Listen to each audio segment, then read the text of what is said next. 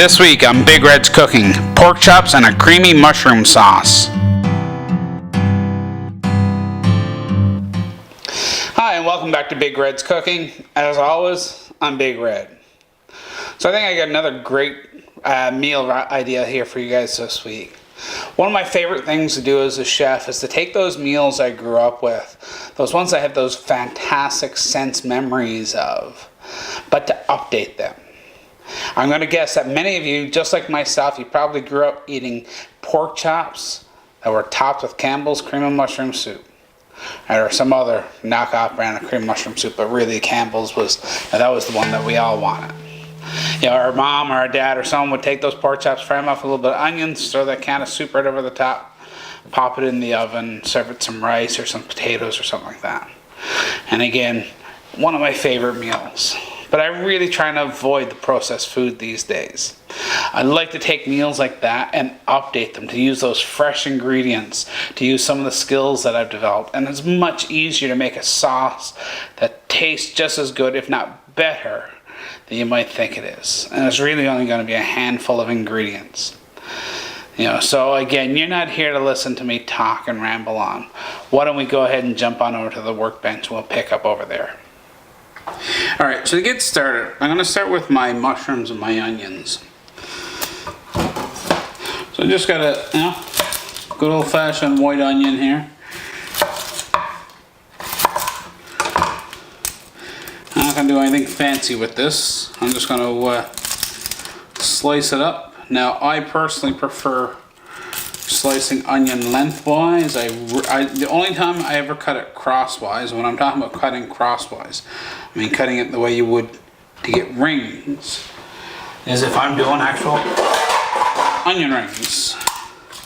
Because what happens when you're cutting across the onion, you're cutting across the cell walls, you're actually going to let more of that noxious gas out, and you end up with a lot of different size pieces because you got all those different rings.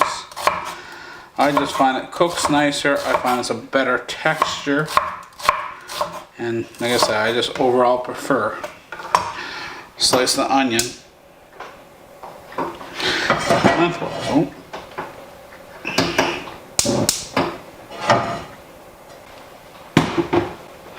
So I usually don't even bother waiting for my pan to preheat with onions. I just go ahead and throw them right on in. Get some mushrooms cleaned up here.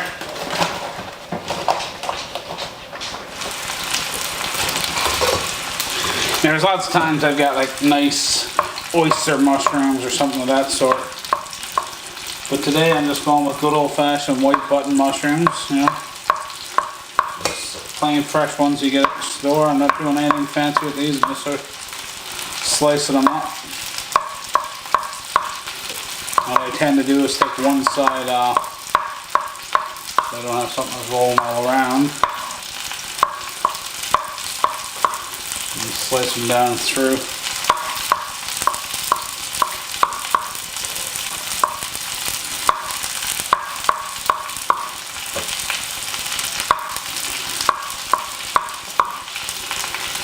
And again, don't worry about how much you got. You can grab them by the pack if you want. If you really love mushrooms like I do, you know, throw a whole bunch in there. You're not the biggest fan of mushroom, but you want that little bit of mushroom flavor, just use a handful.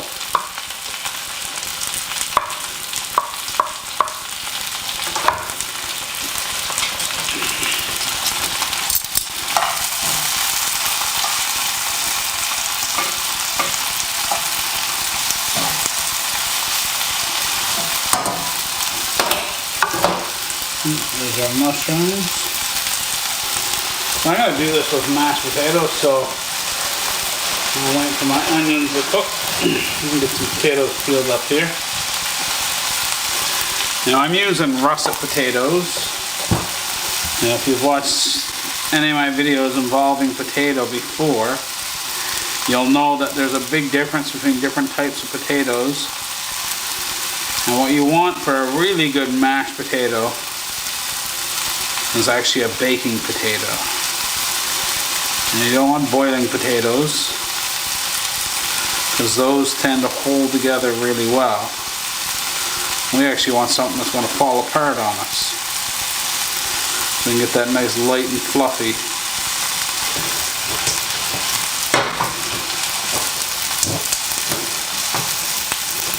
There you go, our potatoes are on.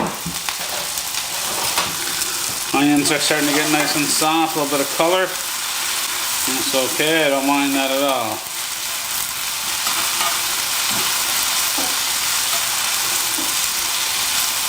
Now I don't like to overcrowd my pan, so I'm actually going to pull these onions out in a few minutes. And we'll go ahead and throw our mushrooms in then. And you notice I got a lot of onion, because I love onion. So again, you know, use as much or as little onion as you think is going to suit your own individual taste. And of course, I gotta have garlic. If you don't like garlic, don't add it, or if all you've got is garlic powder, go ahead and throw a pinch of that in. You know, cook what's handy to you. Now personally, I think the flavor of fresh garlic is superior to anything.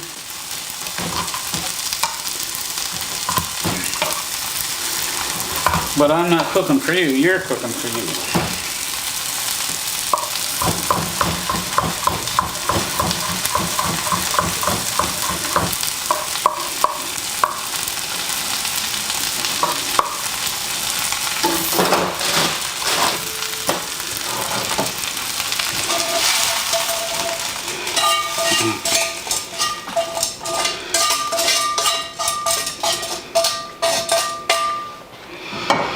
There's our onions all nice and softened up. Now I'm using olive oil again. If you don't have olive oil handy, use a bit of vegetable oil. Use a bit of butter. You know, whatever works for you. Really doesn't matter too much.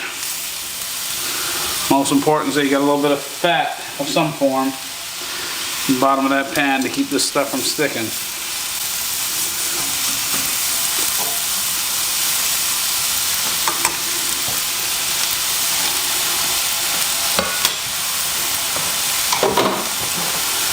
For that matter, I think I throw a little butter in. Mushrooms anyhow. Just get a little bit buttery flavor in there.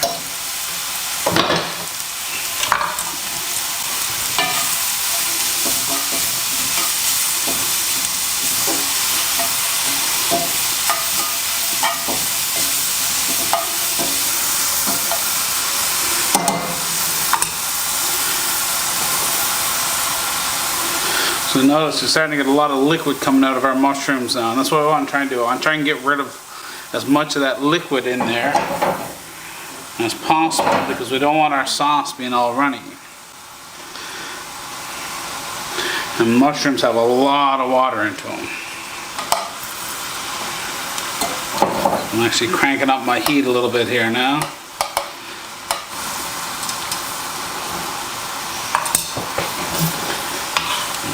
Throw my garlic in.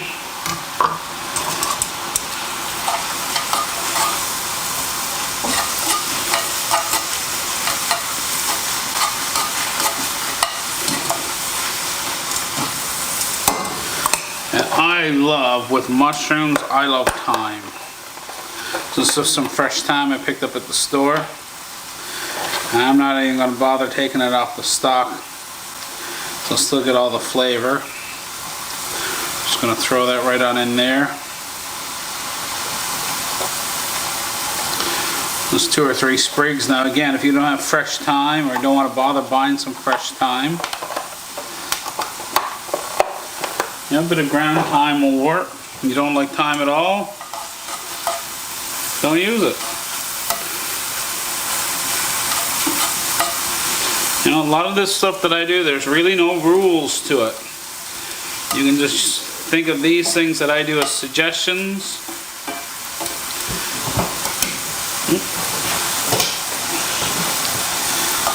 And I'm hoping it's going to, you know, encourage a little bit of creativity in some of you guys, so you can start experimenting with your own dishes.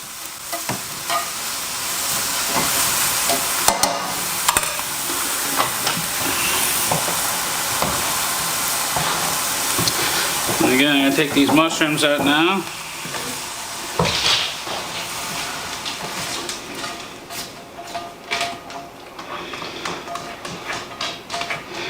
Because now what I want to do is I want to get this pan really, really hot. So I want to be able to sear my pork chops. And the goal is not going to be to cook them, it's just going to get them really, really brown. So I'm going to use a bit of vegetable oil right now because olive oil will burn under really high heat. Like I say, so my goal here is not about cooking them well on the inside.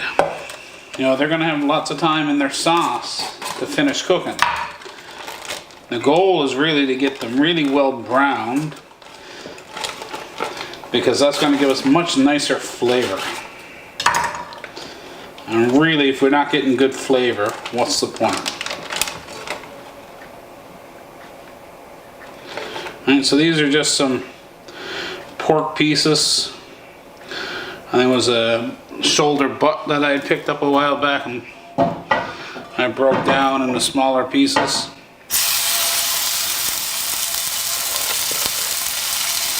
You know, so this will work well with, you know, any pork chops that you might have, any pieces of pork at all, really.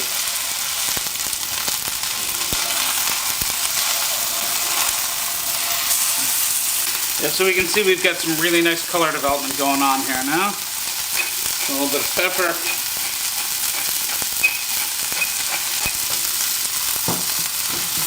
Some salt.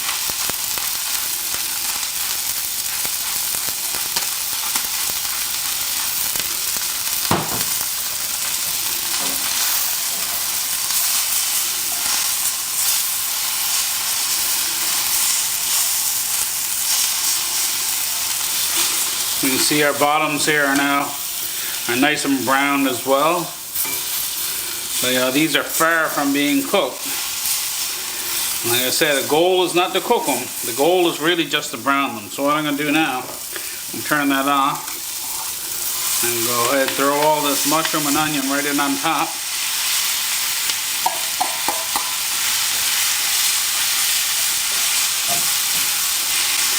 And then we'll stir around so.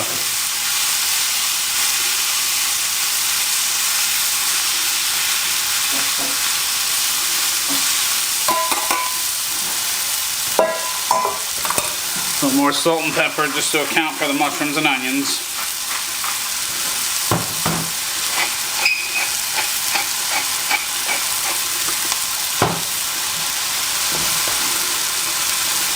And we just got some good old-fashioned whipping cream here.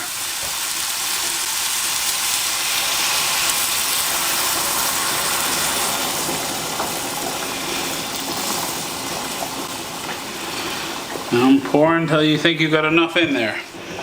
So now I'm just going to take this, I'm going to pop this into an oven at 350 degrees. And we'll leave that sit in there for about 20 to 25 minutes, which should give us enough time to get our mashed potatoes going.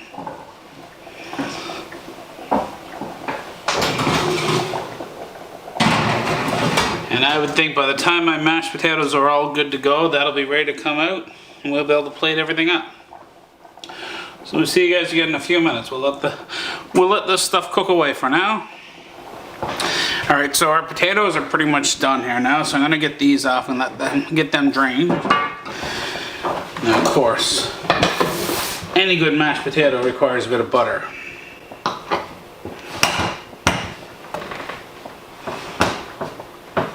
And while most of you have probably used milk and cream and grown up here in Newfoundland, tin milk was very popular. I like to use sour cream in mine. It adds just a little bit more tang. I find it's just a little bit something nicer than standard cream.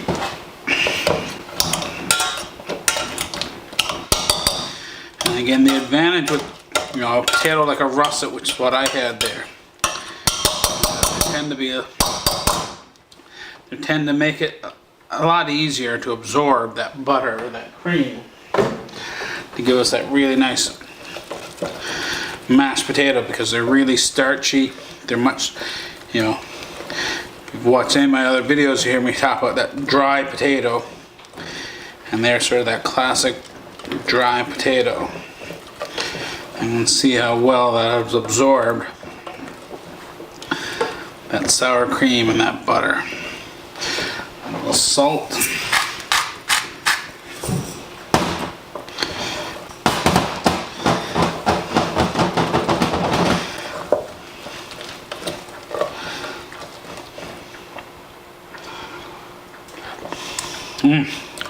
Fantastic. Put that there for a moment. And I've got some green peas on. They're all good to go. Let's have a look at our pork chops here now. And look at that beautiful color on those. What I'm going to do is the safest way to check to see if something is done is check the inside temperature.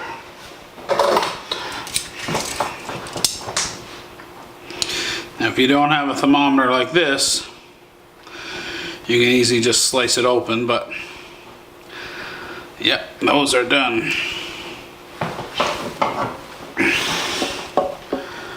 That's good, nice. Dollop of our mashed potato here.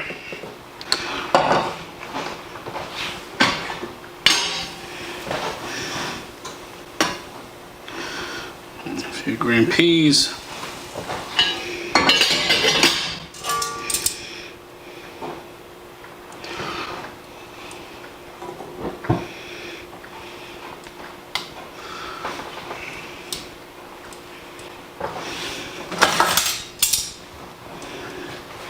Oh, I can't wait for my supper tonight.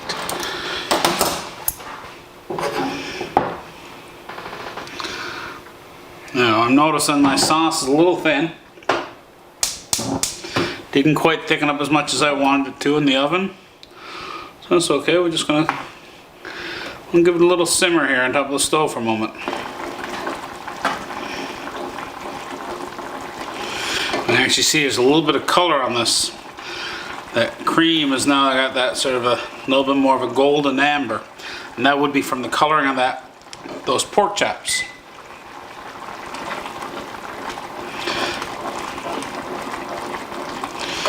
And there we go. You can see it didn't take very long for that sauce to thicken up a little bit.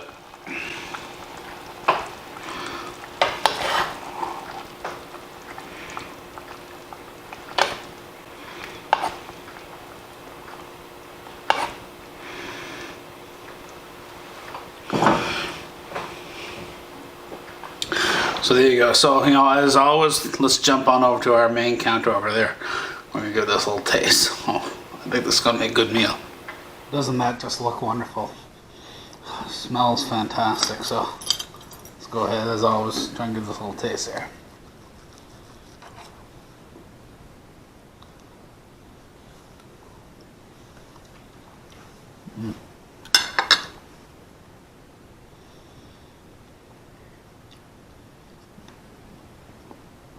Pork is so tender, nice and juicy. You know, it gives me all that sense memory of eating this as a kid. You know, that sort of famous Campbell's mushroom soup, pork chops. So many of us have had it. You know, there's no need to be using that canned soup anymore. You can see this is a really simple thing to make at home. You know, this is a great thing. You could do this in a casserole dish as well if you want to do it for a whole lot of people at one time. You know, make it a day ahead of time. Pop it into the oven, just had to reheat it. So, you know, I hope you enjoyed this video as always. You know, I hope you learned a little bit. I hope you'll share this and subscribe. I broke 100 subscribers there recently, which I'm really excited about. So the next big goal now, let's see if we can't get me to 150 soon. So as always, you know, please keep tuning in. Keep sending in those suggestions. I love hearing feedback from people. Keep making some great food for yourself, and I hope to see you here again soon. Bye for now.